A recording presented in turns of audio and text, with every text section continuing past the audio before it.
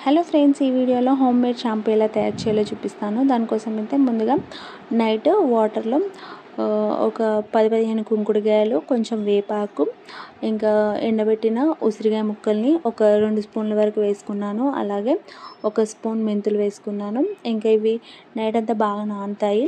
ఇంకా next day వీటిని అయితే స్టవ్ పైన పెట్టేసుకొని బాగా మరగబెట్టుకోవాలి. ఇంకా దాంట్లోకి అలాగే ఫ్లాక్స్ సీడ్స్ని కూడా పక్కకి నానబెట్టుకున్నాను.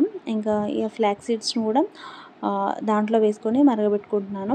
కాకపోతే సపరేట్ జెల్ తీసి వేసుకుంటే వడగట్టేటప్పుడు ఈజీగా ఉంటుంది. దీంట్లోకి ఒక 2 స్పూన్ల వరకు శీకాకాయ పౌడర్ వేసాను. ఒకవేళ శీకాకాయ ఉన్నట్టయితే నైట్ వాటర్లో నానబెట్టుకోండి. ఇంకా దీంట్లోనే నేను ఫ్లాక్స్ సీడ్స్ని అయితే వేసేసాను. ఇంకా బాగా మంచిగా మరగబెట్టుకోవాలి.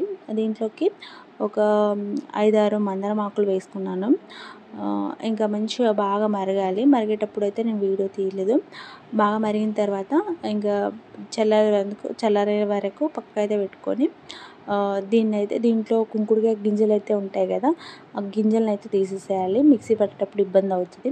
ఆ కుంకుడుకాయ గింజలు తీసేసి మెత్తగా మిక్సీ పట్టుకోవాలి. ఇంకా వేపాకు వేయడం వల్ల డాండ్రఫ్ ఉన్న కూడా పోతుంది, ఇచ్చింగ్ ఉన్న కూడా పోతుంది. ఇంకా ఇట్లా మిక్సీ పట్టుకొని వడగట్టుకోవాలి. పల్చటి క్లాత్లో వేసి వడగట్టుకోవాలి. ఇంకా ఈ షాంపూ అయితే బాగా వర్కౌట్ అవుతుంది. వీడియో నచ్చితే లైక్ చేయండి. కాకపోతే కొంచెం టైం పడుతుంది.